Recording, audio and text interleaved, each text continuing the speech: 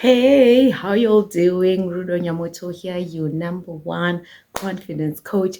Welcome back to my channel where we talk about all things to do with our personal growth, our personal development. If you have not subscribed to my channel, what are you waiting for? Click the subscribe button right now and make sure you share this video with a friend, with a sister, with a brother.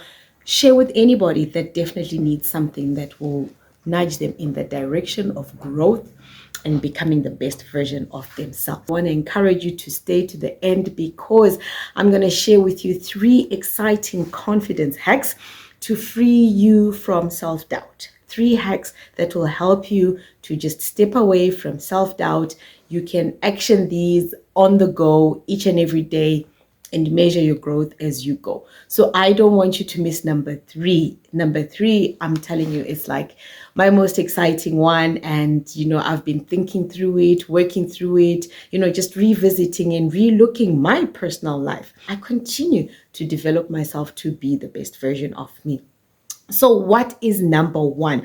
Number 1, recognize that you are your worst critic. It's important to recognize that because sometimes we pass on the blame.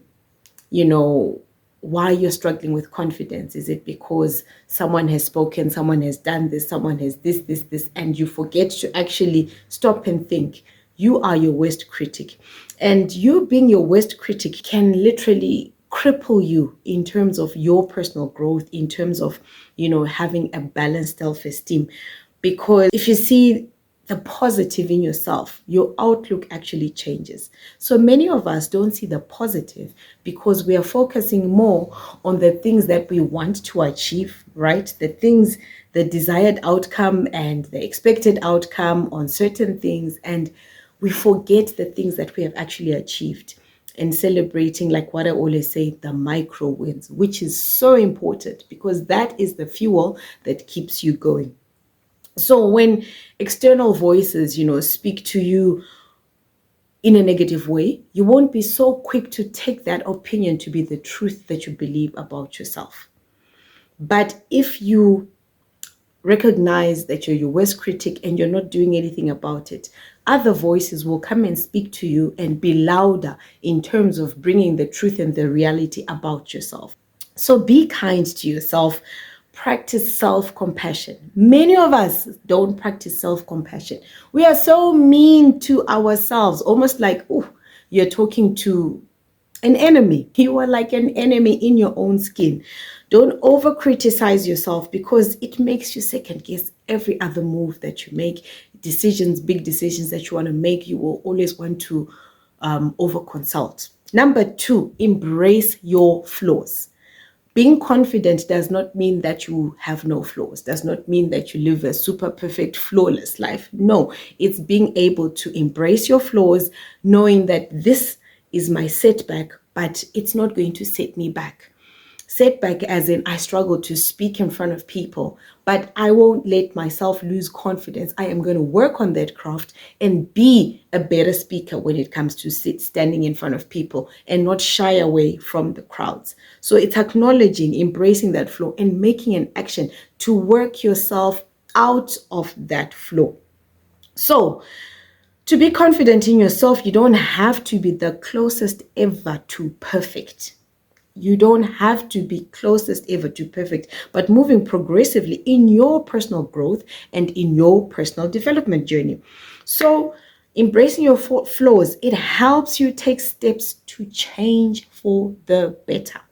Every day, we are on a journey to become the best version of ourselves. We don't arrive in one day. We don't arrive in 2 days, but it is continuous.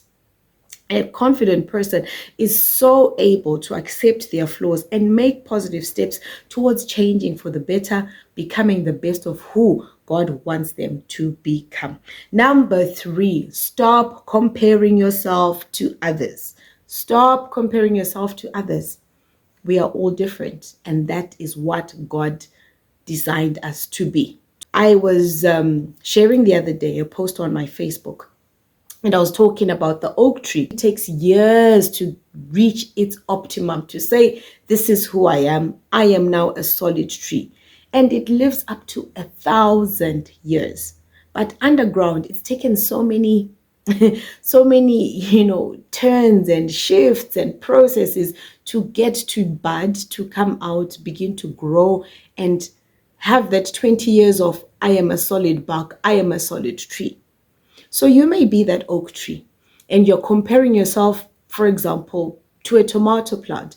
A tomato plant, that's like 60 to 100 days until, full growth where, tomatoes, you're pulling your fruit off the tree. So you are not comparing like with like. An oak tree versus a tomato plant. 60 days, 100 days, we're already, getting juicy red tomatoes, and you're thinking, what's happening with me? What's wrong with me? Why am I not moving? Why am I not stagnant? Why am I not seeing tangible results in my journey? That's because you're using the wrong yardstick to measure. You're using comparison with unlike.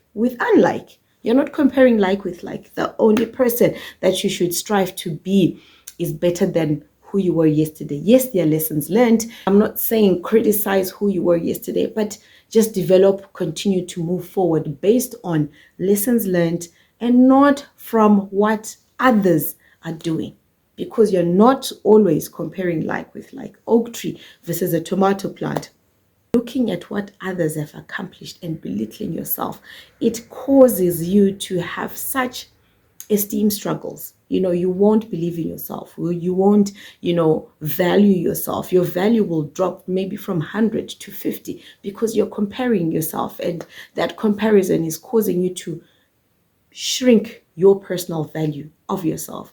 And that should not be the case. Never compare yourself to the world, because you're not comparing like with like, and you don't know what that person did to attain and achieve what they have. You don't have the full story, so you have your own full story. Let that be the yardstick that you use to keep moving. Thank you so much for tuning in, and don't forget to like, subscribe, and share.